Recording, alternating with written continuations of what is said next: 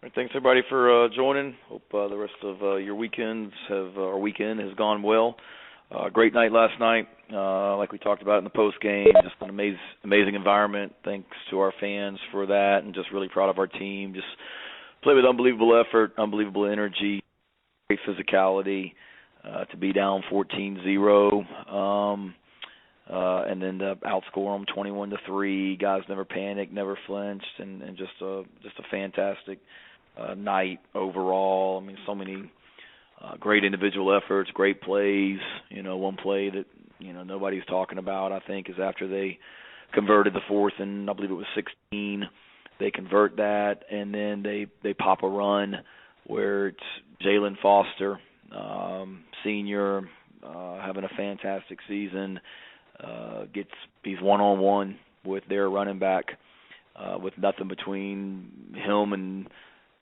them except the goal line. And it was an amazing play by Jalen to get him on the ground. Saved a touchdown.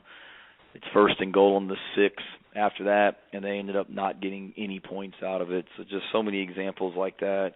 Was awesome to see. Really happy for our players, like I talked about last night. Fantastic group, and absolutely love coaching them, and so proud of them. Injury-wise, nothing significant from last night other than Cam Smith. I would say he's questionable, for this weekend. Banged up his knee a little bit, and certainly very possible that he would be okay this weekend. We'll see how he responds to treatment over the next couple of days. He was walking around fine. It's not like he's on crutches or anything. He was walking around fine today, and tomorrow's the off day, and then we'll get back in here on Tuesday and expect him to make a big jump between now and Tuesday. Ward-wise, our offensive player of the game was Zaquandre White. Our defensive players of the game were Brad Johnson and Darius Rush. Our special teams players were Kai Kroger, Josh Van. He caught some really, punts under pressure situations, did a nice job of communicating back there so balls didn't hit us and things like that. And Darius Rush was one of our special teams players of the game as well. So great night for Darius, special teams and defense recognition. Our offensive scout players of the week were Rashad Amos and Sam Reynolds.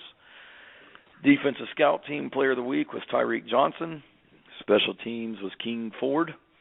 And want to send a big congratulations to our women's soccer team. Huge win today, headed to the Elite Eight. Great win by Coach Staley and the women's basketball team today over Oregon. Wish them the best of luck, or wish them luck in the rest of their tournament down there in the Bahamas, and really appreciate all the texts and calls I got from other head coaches here at Carolina night. It's a great family environment here, a great place where we all support each other, and really appreciate them and wish them luck. So with that, be glad to answer any questions y'all have. How's it going, Shane? It's Dave. Hey, Dave. Xavier Leggett, is he okay? Yeah, I'm sorry. I should have left him. Yeah, he's fine. He got banged up the other day, but Scott a little hit yesterday on the sideline, but he's fine. I should have mentioned him, but we expect him to be fine this Saturday.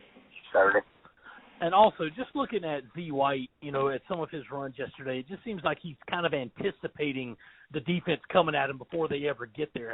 Have you? I mean, not to get into comparisons, but have you seen a player like him that could just kind of see that coming and go ahead and make the right cut before the defense ever gets there?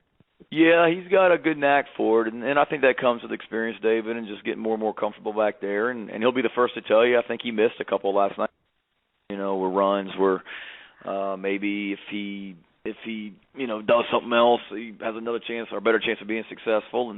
But that's being running back. You're always going to have plays you like back, but he did a great job. I mean, you just go back and if you watch the play that I think it was before we scored the first touchdown, we run the counter play, and it's where the offensive line kind of got behind him and pushed the pile forward towards the goal line. Even on that run, I mean, it was just it was well blocked, but just a fantastic play by Z White of just finding a tiny, tiny crease and making himself small to get through that gap and and get an explosive run. So he's getting more and more confidence and had a nice night last night, and got to continue to clean some other things up in his game, so where he can be a total running back in all areas, but really excited about the way he played last night. Hey, Shane, it's Phil Kornblut. How would you describe the improvement that Jason showed last night compared to Missouri, just the way that he handled himself in the pocket and he kind of eliminated those deep rollouts that cost him so much yardage at Missouri? Yeah, he did a good job. That was a point of emphasis, Phil, this week, was stepping up in the pocket and not always getting flushed out, and he did a better job of that. He had a couple runs or a couple plays against Missouri where he stepped up in the pocket and made a throw, and if he had just stepped up in the pocket and ran the ball, it would have been probably for a first down against Missouri. So we had talked to him about being willing to run, and there were a couple times last night where he ran and probably didn't need to. If he had hung in there a little bit longer, it was a chance for a completion. But he got more confident out there and had a great feel for what we were doing. He made a couple really nice throws, and then a couple throws that, the interception in particular that he'd probably like to have back. But that just comes with experience. But I thought he was very poised, and he's getting more and more confident with his ability to just play quarterback here and run the offense and lead as well. Hey, Shane, it's Ben. Just, I know you still got one more game left and obviously a bowl game after that.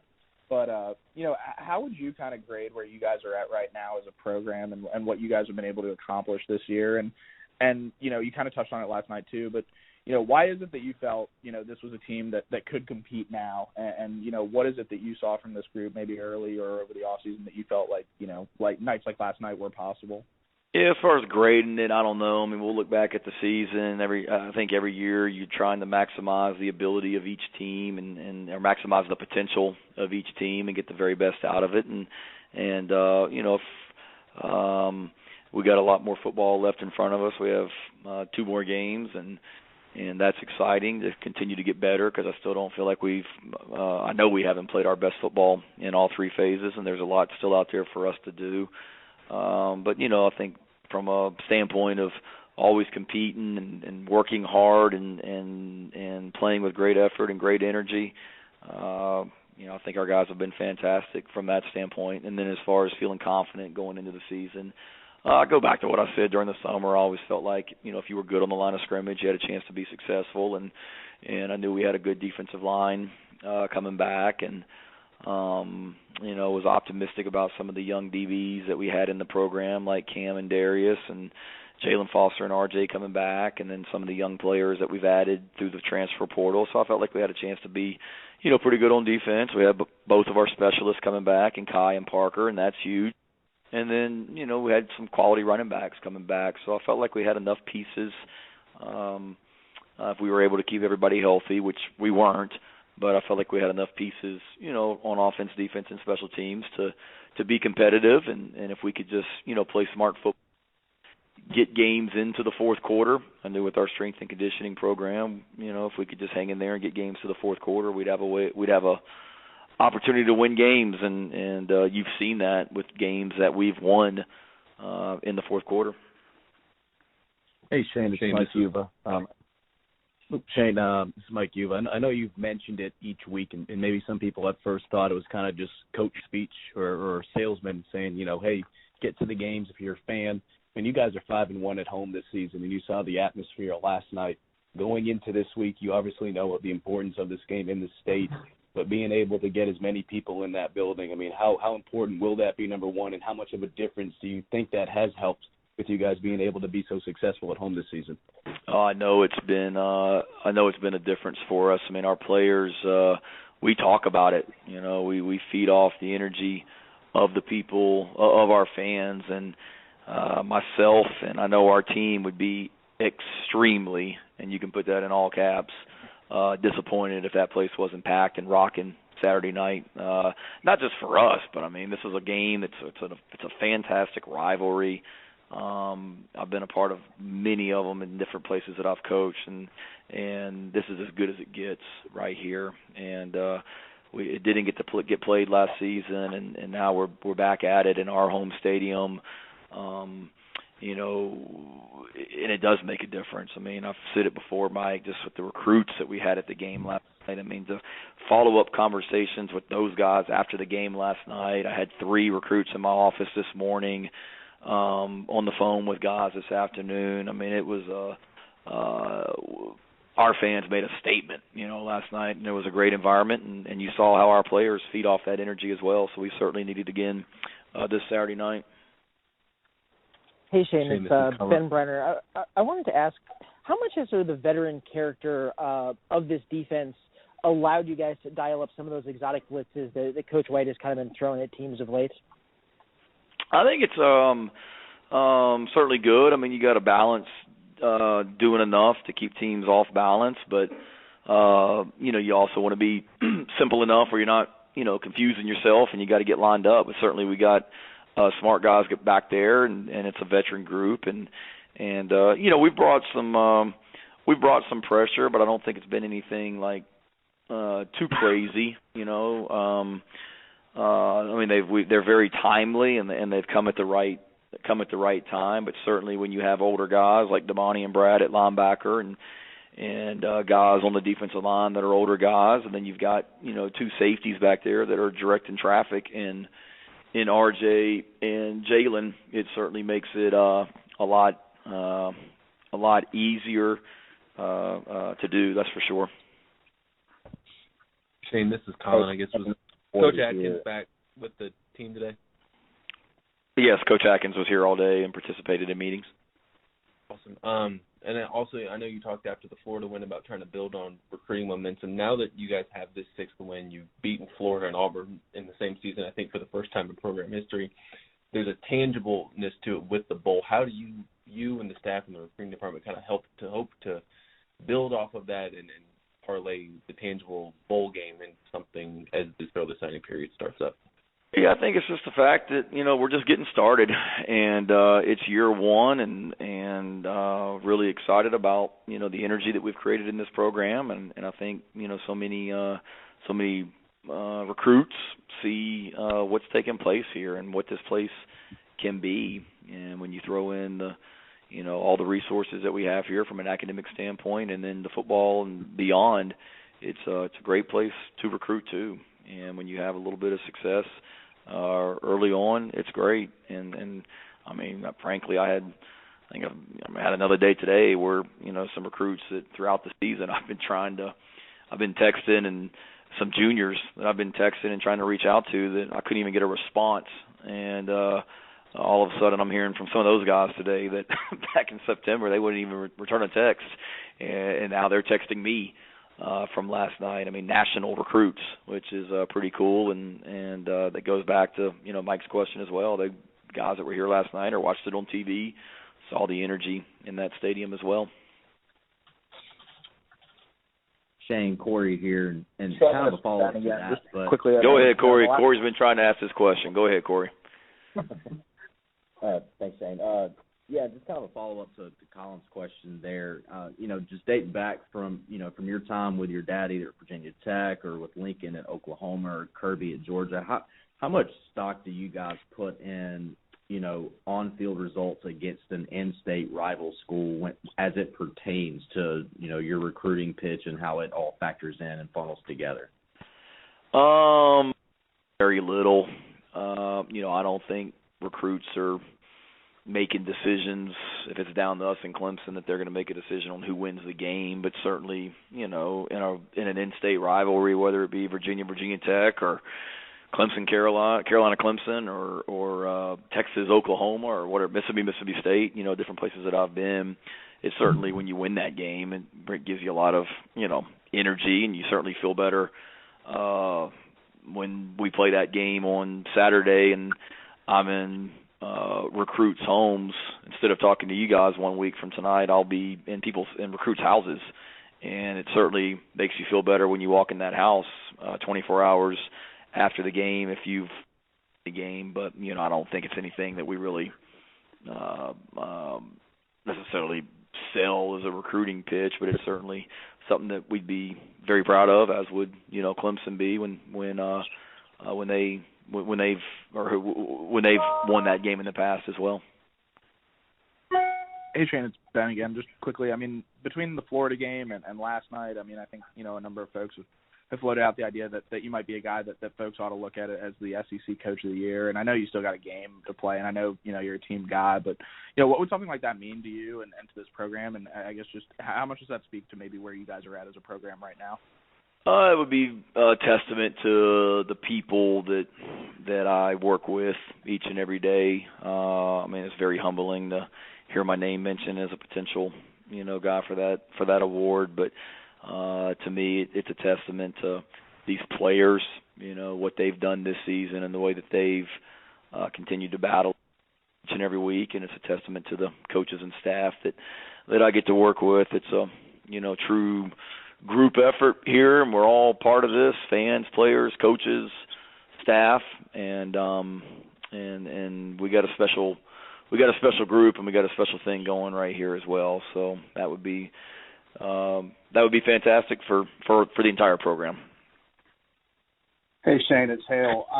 If I'm a little early asking this and need to re-ask on Tuesday, please feel free to say so. But as far as guys who will be walking for senior night next Saturday, we're working through that this week. We kind of obviously the super seniors, and then we George Wynn kind of reached out to a handful of them last, I guess, about 2 weeks ago, just kind of a preliminary list, and then he's going to do that again here, tomorrow and the next day, and kind of get a plan going forward from that standpoint. So I'm sure we'll have some people that walk and don't come back, and I'm sure there may be some people that they get recognized and decide to come back and play next season. But as far as a finalized list or anything in front of us right now, I don't know if I would have that on Tuesday or not. I mean, we're not going to give a player a deadline or anything of when he has to let us know if he wants to participate in senior day ceremony Saturday night. It's something we've been kind of put in their head and been talking to him about for a couple of weeks. Hey, I know a lot got made last night, or I saw some, I guess it got asked in Coach Harson's press conference about me saying that we ran the same play over, same two plays, and by no means did I mean that as an arrogant statement. I was truly stating the facts, and I went back and looked in the fourth quarter.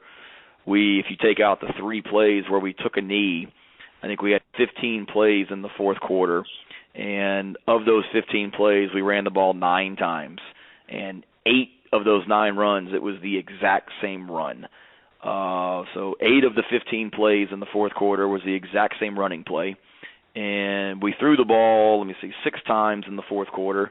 And 3 of those 6 passes were the exact same passing play. So 8 of the same run, 3 of the same passes. That's 11 of the 15 plays in the fourth quarter were the exact same 2 plays. And then I mentioned that we were running the counter last night. We ran it more in the we ran it twice in the third quarter, and we ran it once in the fourth quarter. So by no means was that any kind of lack of respect or shot at the other team. It was just stating a fact that we lined up, and that's SEC football, being able to line up and run the football, and the other team being able to stop us. And it was really cool for our offense to be able to continue to just run that play over and over and over again, and gain great confidence from doing that.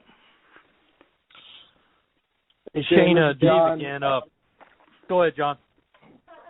Is a head coach now and son of a head coach who was and kind of brought up in this industry. What do you make of the direction of the profession right now, with the salaries climbing like they are, the buyouts, kind of the instability of head coaches not getting necessarily as long as they used to get to do what they need to do to build a program? I think it's tough. Obviously, when you're a head football coach, particularly in the SEC, you're, I'm making more money than I ever could have dreamed I'd be making, and it's a dream for me to be a head football coach, period, but especially in the Southeastern Conference. It's very humbling and something that I'm extremely grateful for. But having said that, the pressure to win now is unlike never before. I've mentioned it before in interviews that, my dad, he won 2 games his first season, 3 games his second season, then he went 6 wins, 6 wins, he probably wouldn't have made it to a fifth season.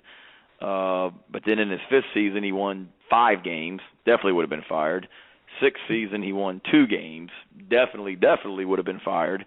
And then after that, they went on a streak of 20-plus bowl games in a row. And it's not like that anymore. I mean, you saw 2 coaches get fired today that we played this season, and Chip Lindsey at Troy and Dan at Florida, and hate it for them. I mean, they're good coaches, and it's in a lot of ways it's scary to think about that. Last year at this time, Dan Mullen's getting ready to compete in the SEC championship game, and they were in the middle of playoff talk before they lost to LSU last season. But he coached in the SEC championship game last season, had a chance to win it against Alabama, and less than a year later he's out of work. I mean, it's I don't get into all the particulars of what happened at Florida and things like that, and the decision making